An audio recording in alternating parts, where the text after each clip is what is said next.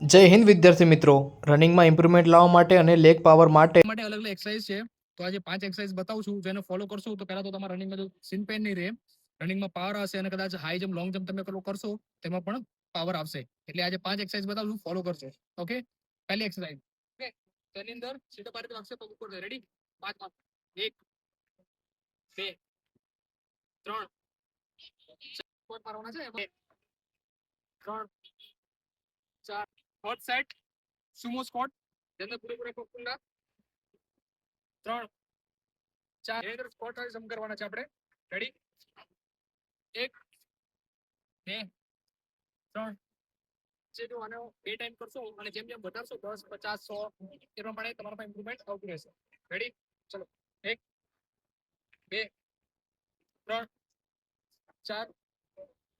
હવે એક છે એન્કલ માટેનો ખાસ એક્સરસાઇઝ. રેડી? ચલો હાથ પાછળ, હાથ પૂરેપૂરું થવું જોઈએ.